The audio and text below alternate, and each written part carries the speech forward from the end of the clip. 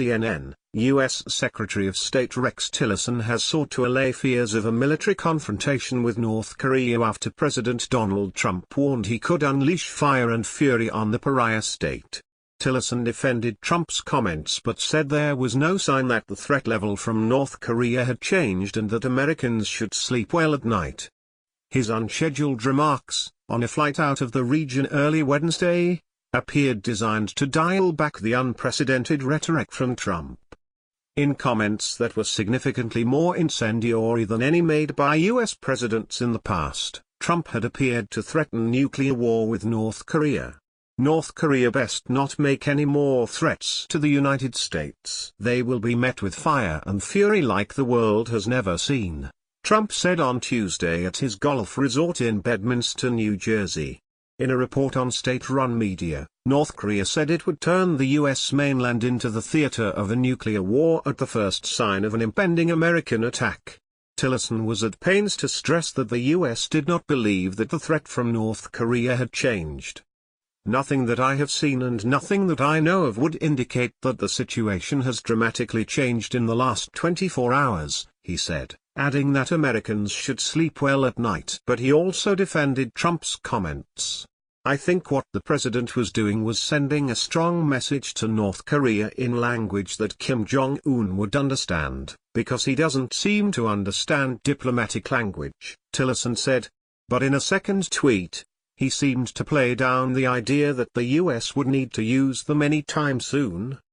Hopefully we will never have to use this power, but there will never be a time that we are not the most powerful nation in the world. KCNA, North Korea's state media, said that a strike on Guam would be aimed at the US military bases on the Pacific island. Guam's governor, Eddie Barza Calvo, released a video address Wednesday, reassuring the island's residents that there was no escalated threat. Guam's Homeland Security Advisor George Chaforros told CNN that he remains confident of the island's defenses. But North Korea warned in a separate KCNA report on Wednesday that it was looking beyond Guam and would hit the U.S. mainland with preemptive strikes, with the use of nuclear weapons, should there be any sign the U.S. planned to strike North Korea first. The U.S. should remember, however, that once there observed a sign of action for preventive air from the U.S., the army of the DPRK will turn the U.S. mainland into the theater of a nuclear war before the inviolable land of the DPRK turns into the one, the report said. Critics have said the White House has sent conflicting messages on its stance on North Korea, and Trump's aggressive approach is at odds with Tillerson's more diplomatic stance.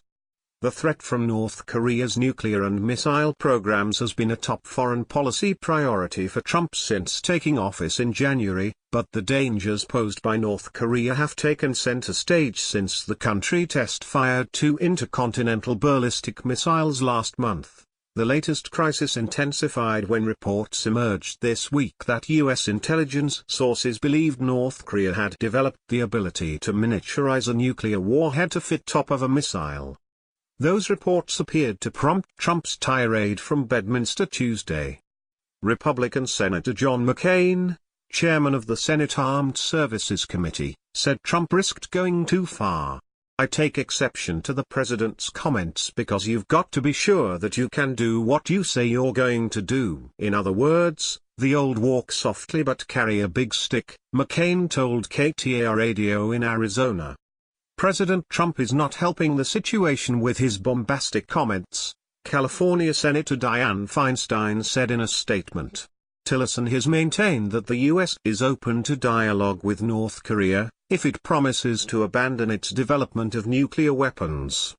But the U.S. military has flexed its muscles by conducting joint military drills with Japan and South Korea and conducting show-of-force operations.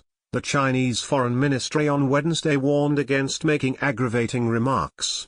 China calls on the relevant sides to follow the broad direction of resolving the nuclear issue through political means, avoid remarks and actions that could aggravate conflicts and escalate tensions, and make a greater effort to return to the correct path of resolving the issue through dialogue and negotiations, it said in a statement. China voted to move new sanctions against North Korea this week after the country test-fired 2 intercontinental ballistic missiles last month. But Washington has pressed Beijing for more action on North Korea. China has leverage over the country as its biggest trading partner and main source of food and energy. Despite the threats, little has changed in the assessment about Pyongyang's military capabilities and the chances of a U.S. strike. While U.S. intelligence analysts have claimed that Pyongyang has produced a miniaturized nuclear warhead, it's not believed that the capability has been tested, according to the sources. However, there's debate within the intelligence community that Pyongyang has the required skill and technology. The Washington Post, which was first to publish details, reported that it was the analysis of the Defense Intelligence Agency. The threat from North Korea's nuclear and missile programs has been a top foreign policy priority for Trump since taking office in January, but the dangers posed by North Korea have taken center stage since the country was able to fire 2 intercontinental ballistic missiles.